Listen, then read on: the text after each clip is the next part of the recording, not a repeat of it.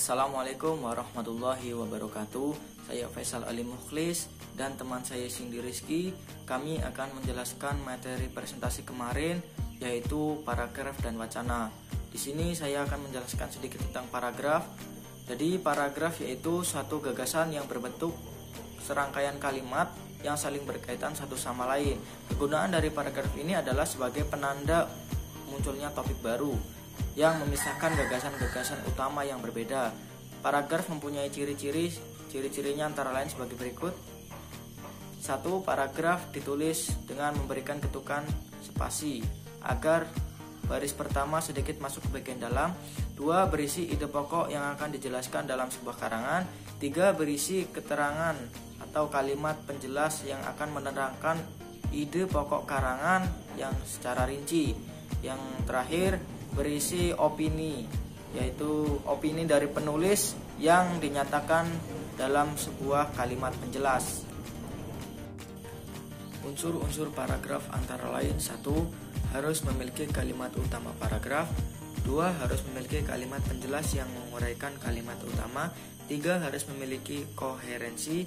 4. Harus memiliki konjungsi atau penghubung yang digunakan sebagai penyambung kalimat. 5. Paragraf harus harmonis, semantis, gramatis, dan normatif. 5. Paragraf harus berisi kalimat penjelas yang menunjang memadai kalimat.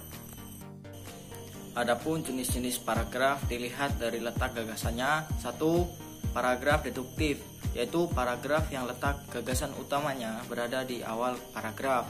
Yang kedua, ada paragraf induktif, yaitu paragraf yang letak gagasan utamanya berada di akhir kalimat. Dan yang ketiga, ada paragraf interaktif, yaitu paragraf yang letak gagasan utamanya berada di tengah-tengah paragraf.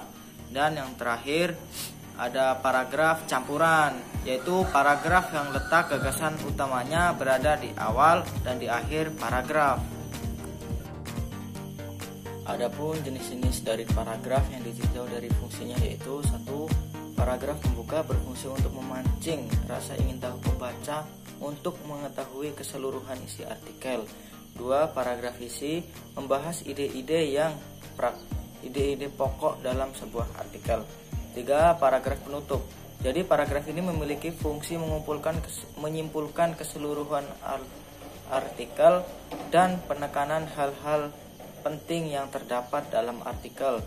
Dan terakhir, paragraf penghubung. Jadi gunanya untuk menyumbang satu paragraf dan paragraf lain.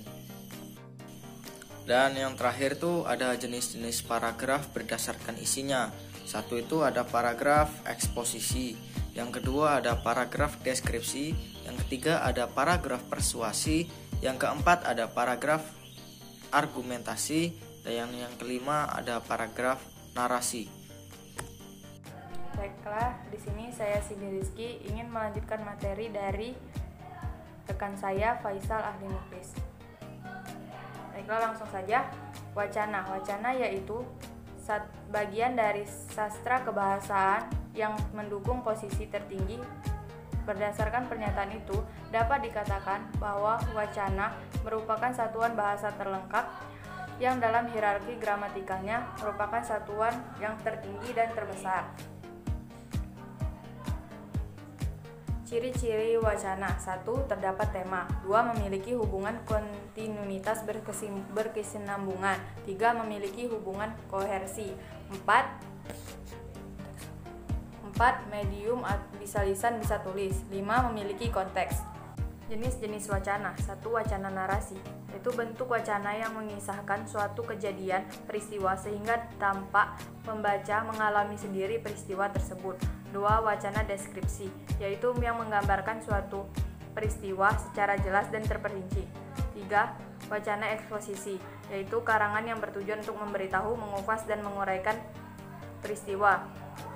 4. Wacana argumentatif, yaitu retorika yang berusaha mempengaruhi sikap dan pendapat orang lain. 5. Wacana persuasif, yaitu karangan yang berusaha untuk meyakinkan seseorang. Jenis-jenis wacana berdasarkan media komunikasinya. 1. Wacana lisan. 2. Wacana tulis. Jenis wacana berdasarkan pemakaiannya: wacana dialog, wacana monolog, wacana polilog. Syarat-syarat wacana. 1. Kepaduan wacana dapat tercapai jika merangkai kalimat dan paragraf secara terpadu serta logis. Hal ini dapat tercapai menggunakan kata-kata hubung yang sesuai. 2. Kesatuan wacana dapat tercapai jika paragraf yang tersusun saling memiliki keterkaitan atau berhubungan satu sama lain. 3. Kelengkapan wacana dapat tercapai jika seluruh paragraf menjadi inti dari suatu pembahasan. Kesimpulan, jadi dapat kami simpulkan bahwa paragraf yaitu suatu gagasan yang berbentuk serangkaian kalimat yang saling berkaitan satu sama lain untuk membahas suatu topik.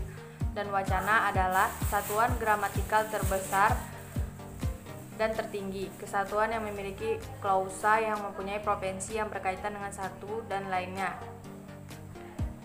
Baiklah, itu saja materi dari kelompok kami. Lebih dan kurang kami mohon maaf, kepada Allah kami mohon ampun. Kami akhiri, wabillahi taufiq wa hidayah. Wassalamualaikum warahmatullahi wabarakatuh.